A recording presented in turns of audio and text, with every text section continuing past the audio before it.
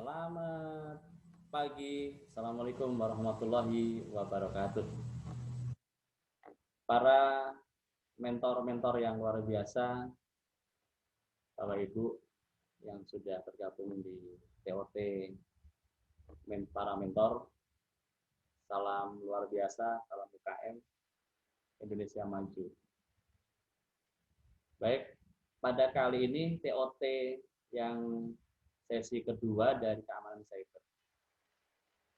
Yang dimana sesi pertama sudah dijelaskan tentang apa itu keamanan cyber atau cyber security, siapa yang perlu dan kenapa harus perlu sudah dijelaskan. Sebelum saya teruskan, inilah profil singkat saya. Perkenalkan, saya Susanto Edi PBLI. Saya seorang master mentor dari mikromentor.org dan profil saya bisa dilihat di mastermentor.org, di mana bisa barcode saya atau ID saya adalah 1109691. Bisa dilihat di sana, dan kebetulan kita pada saat ini, kesempatan kali ini yang luar biasa, kita sama-sama belajar, sama-sama berbagi. Tetapi ingat, sebelumnya kita tetap jaga protokol kesehatan, pakai masker, jaga jarak, dan juga cuci tangan, terutama yang ada di kerumunan atau berdampingan dengan beberapa mentor. Baik, langsung saja. Ketentuan TOT seperti biasa sudah dijelaskan, tentunya Anda semuanya sudah terdaftar di mikromentor.org.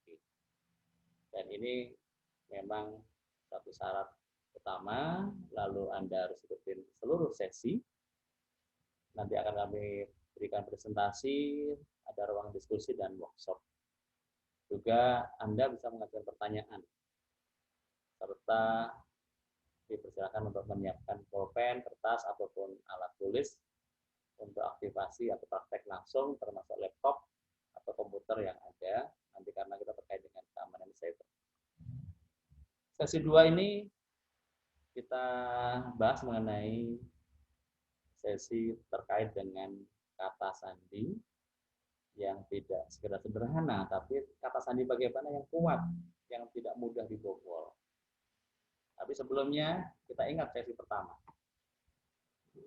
Nih, coba kita akan Anda jawab, menurut Anda apa itu keamanan cyber?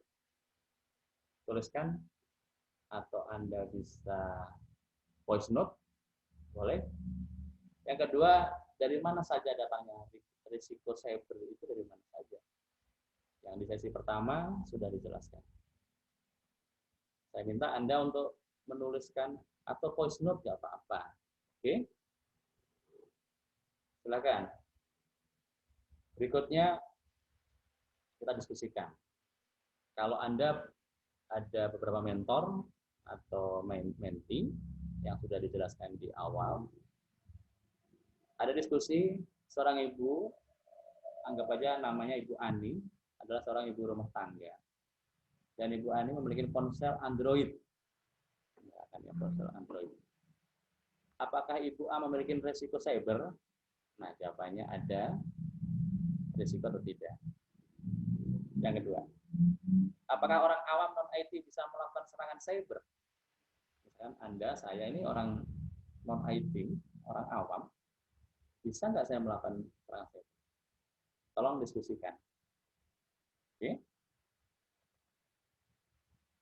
Agenda hari ini, saat ini ada dua sebenarnya, tetapi yang satu saya bagi dari 2A, yaitu adalah membuat kata sandi atau password yang susah dibobol. Yang kedua, nantinya sesi kedua, mengetahui apa itu phishing dan malware serta cara mencegah. Baik, kita mulai. Bagaimana membuat kata sandi yang kuat dan sulit dibobol? Kita ingat bahwa kata sandi itu disebut juga password. Ya, ingat, kata sandi adalah password. Jadi password itu apa sih gitu? Semua orang tahu ya, bikinlah password. Berarti password itu adalah, kalau terjemahannya adalah kumpulan daripada angka, karakter, dan lain-lain yang menjadi identitas atau menjadi pintu pembuka dari suatu aplikasi atau data Anda.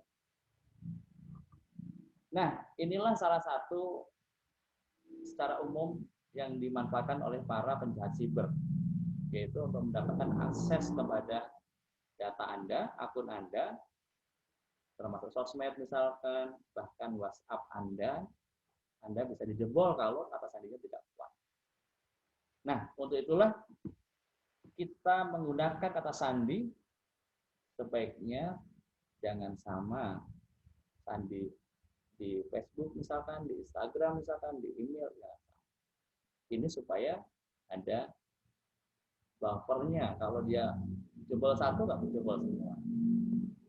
Demikian juga ponsel dan laptop, ya, itu juga harus diperhatikan. Kita tahu bahwa data password di dunia yang sempat bocor di beberapa situs itu dari 13 miliar itu, kita tahu kurang lebih 181 sekian password gitu ternyata memiliki kata yang bismillah. Lalu sebanyak 76 sekian tadi adalah tulisannya rahasia. Nah, tentunya para penjahat siber ini sangat mudah menebak. Bukan bismillahnya nggak boleh sebagai doa dan pembuka atau kata sandi rahasia, tetapi ini adalah mudah ditebak. Apabila bagi teman-teman yang muslim seperti saya mengatakan bismillah, alhamdulillah. Nah, inilah kita perlu waspada dan sadarin kata-kata sederhana apa saja yang tidak boleh sebenarnya atau sangat mudah dibobol kalau Anda gunakan itu. Contoh nih misalkan ada 8.888 orang menggunakan kata alhamdulillah sebagai kata kunci. Dan ini jangan diikutin untuk passwordnya. Tapi kalau alhamdulillah, sering-seringlah kita mengucap alhamdulillah, tapi bukan sebagai password Anda. Ingat, bukan passwordnya alhamdulillah, tapi kita hanya alhamdulillah. Oke, sepakat ya? Jadi bukan karena kenapa dibahas kok alhamdulillah, bismillah, karena ini banyak dipakai. Jadi bukan masalah rasis ataupun sara, enggak. Ini hanya kata-kata. Mungkin yang lain juga ada. Kalau yang beragama non Islam misalkan bisa jadi haleluya atau mungkin apa saja atau puji Tuhan misalkan dan lain-lain. Jangan-jangan itu sering juga. Ya, oke ya. Clear, ini tidak ada kaitannya dengan sara. Ini hanya contoh yang banyak menggunakan sehingga ini perlu kita hindari supaya tidak mudah dibobol. Sepakat. Disclaimer-nya seperti itu. Lalu berikutnya adalah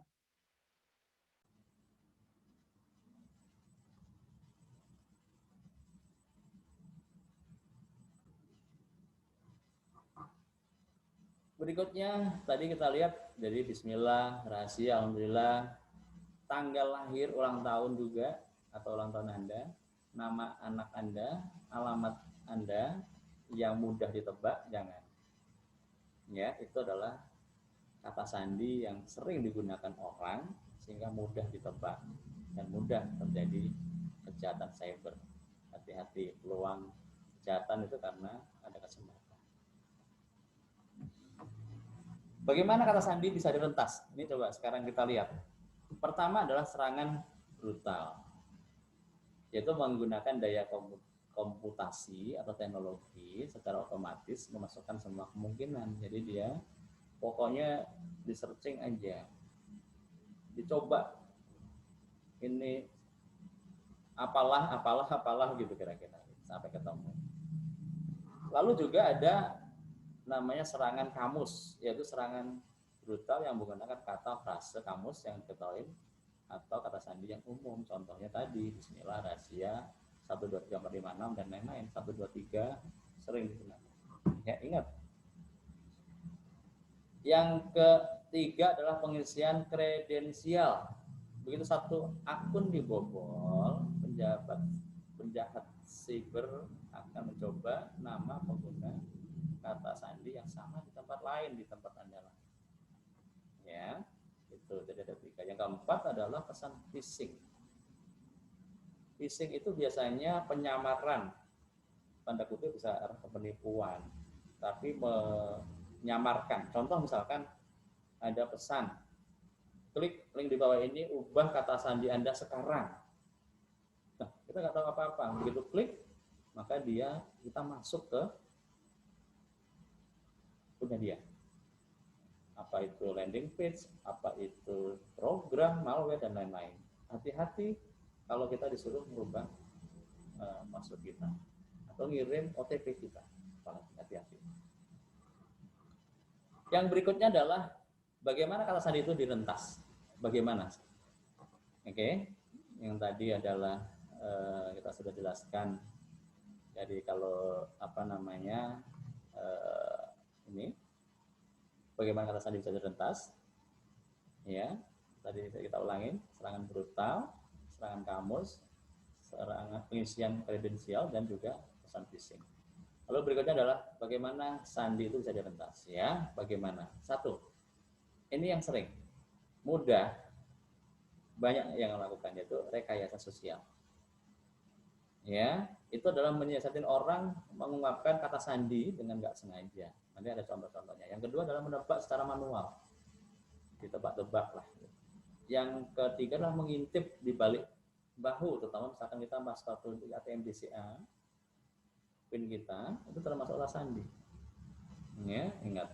Lalu penyadapan itu bisa jadi sadap dari secara transmisi melalui jaringan, internet Anda, WiFi Anda, apalagi kalau Anda di tempat umum yang tidak terlindungi privasinya. Anda main percaya saja. Nah, ini juga hati-hati, ya. Nanti ada caranya. Oke, kita teruskan. Membuat kata sandi yang kuat bagaimana? Ini menarik. Kalau tadi kita tahu bahayanya dan lain-lain, dari mana dia bisa merentas kita, sekarang bagaimana cara membuat kata sandi yang kuat. Nah, intinya adalah bikin yang panjang, bikin yang rumit, tapi tetap masih bisa diingat. Kalau Anda panjang rumit nggak bisa nginget, nggak tahu di mana naruhnya, ya sulit. Ya kalau Anda punya pemulihan boleh, akun pemulihan, email pemulihan, nomor pemulihan ya, oke. Tapi kalau nggak punya, ini bisa berbahaya. Contoh, misal yang gampang, tapi kita cari. Tapi ini juga hati-hati. Bisa aja orang kalau sudah tahu, bisa aja. Tapi ini lebih kuat. Contohnya, saya suka kue ulang tahun. Kalau ditulis biasa bisa ditebak ya. Tapi kalau misalkan S-nya Anda ganti dengan 5, angka 5. A-nya Akeong, kan? Oke. Y-nya mungkin oke biasa, A-nya Akeong lagi kan saya. Sukanya Anda pakai S, suka kue ultahnya Anda buat macam-macam, maka ini akan sulit untuk ditebak. Ya. Contohnya, sakitnya tuh di sini, misalkan. Coba Anda buat. Atau yang lain Anda coba buat dengan dikombinasikan, yaitu angka, karakter, atau simbol. Itu semakin kuat. Oke, jangan menggunakan nama informasi pribadi, nama hewan peliharaan, atau informasi di akun media dengan kata-kata sandi Anda yang Anda share di sana. Jangan juga gunakan tanggal ulang tahun ataupun apapun sebagai PIN atau kata sandi. Gunakan kata sandi yang berbeda untuk setiap akun Anda. Lalu gunakan pengelola kata sandi bila diperlukan. Nah, kalau diperlukan, kita nanti akan bisa menggunakan software, aplikasi, menggunakan pengelola kata sandi. Nanti ada. Oke. Berikutnya, membuat kata sandi yang kuat. Ya, tidak perlu bingung karena apa? Ada namanya toolkit GCA untuk keamanan cyber. Ingat, Anda dan nanti menti atau UKM yang Anda dampingin itu gratis. Ya, selama Anda masuk di Mikro Mentor, nanti daftar di Mikro Mentor. Oke. Lalu membuat kata sandi yang kuat. lebih dari sekedar kata sandi yang sederhana, langkah ini adalah nanti ada videonya.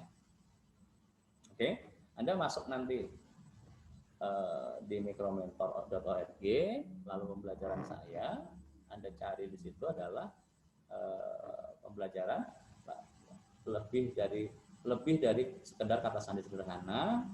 Di situ Anda di judulnya adalah keamanan cyber. Ada videonya, Anda tonton di sana sampai pahami bagaimana itu keamanan cyber, Anda lebih paham.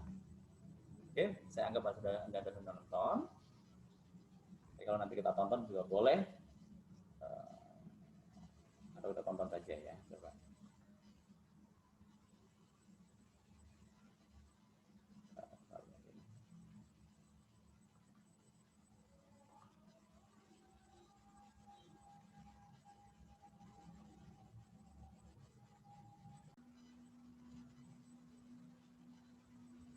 Oke, baik. Kita mulai lagi. Kita sekarang memasukin yaitu membuat kata sandi yang kuat. Di sini ada cara ataupun aplikasi untuk membuat kata sandi yang kuat. Jadi di situ ada Spacescope Password Auditor. Itu bisa dipakai, ya, atau I've been found, gitu. Artinya, apakah kita telah merubah password kita? Ini ada di micromentor.org, ya, nanti bisa kalau kita teruskan. Nah, Anda juga bisa melihat apakah akun Anda pernah dicoba atau pernah orang mencoba merentas akun Anda. Jadi Anda bisa melihat bagaimana kalau akun Anda itu direntas, itu di haveibeenfound.com atau di periksadata.com. Itu bisa Anda lihat, cek di situ. Ya, Anda coba. Sekarang buka komputer Anda atau laptop Anda ketik, pilih salah satu, haveibeenfound.com atau periksadata.com. Lalu Anda tuliskan link, misalkan ini kan untuk mengecek password Anda. Jadi Anda bisa akun Anda ataupun apa yang Anda ingin cek, Anda bisa masukkan ke sana. Berikutnya, kalau kita lihat bahwa ini disclaimer-nya ini bukan untuk apa namanya ada merek dan lain-lain, tetapi ini adalah salah satu bahwa kita harus punya kata sandi yang kuat supaya kalau kita punya, misalkan kita punya akun di Bukalapak, kita punya di MySpace dan lain-lain, itu tidak mudah dibobol. Yang dimana ini adalah keamanan kita. Nah, berikutnya adalah bagaimana kalau data kita bocor, data Anda bocor. Maka pertama akan dilakukan adalah Anda harus segera mengganti kata atau password yang Anda punya. Wajib segera mungkin. Ya. Usahakan yang kedua, aktifkan aplikasi verifikasi 2 langkah. Ya. Oke, itu bisa. Jadi nanti ada di aplikasi yang Anda temukan di sini. Nah, berikutnya adalah bagaimana mengelola kata sandi. Oke. Kita punya aplikasi yang dinamakan LastPass, ya. Itu aplikasinya, yaitu mengelola kata sandi. Oke, nanti Anda bisa lihat. Anda tetap melihat di micromentor.org. Berikutnya adalah lebih dari sekedar kata sandi sederhana, yaitu aktivasi langsung. Ya, pertama cek email Anda, masukkan email Anda di https have-ibinbound.com atau periksadata.com dan tuliskan di kolom komentar. Oke, lalu kunjungin laman toolkit GCA untuk usaha kecil melalui platform mikromentor.org dan dapatkan aplikasi LastPass ya untuk membuat aplikasi password kita yang kuat. Oke, berikutnya Anda barangkali ada hal yang kurang jelas tentang kata sandi dan pengelola kata sandi, boleh Anda tuliskan. Nanti Anda bisa chatting ke saya atau kepada master mentor yang lain. Pertama, kami tergabung dalam master mentor yang ada di Jabodetabek. Ya, itu nanti ada di atau melalui mikro mentor, Anda cari di sana dan tanyakan. Saya akan siap, teman-teman master mentor yang lain juga siap untuk membantu apa yang Anda tanyakan. Oke, sekarang masuk ke autentikasi 2 faktor ya. Nah, ini adalah memberi pelindungan tambahan pada saat Anda ingin masuk ke akun Anda ataupun masuk ke PIN untuk penguat PIN Anda.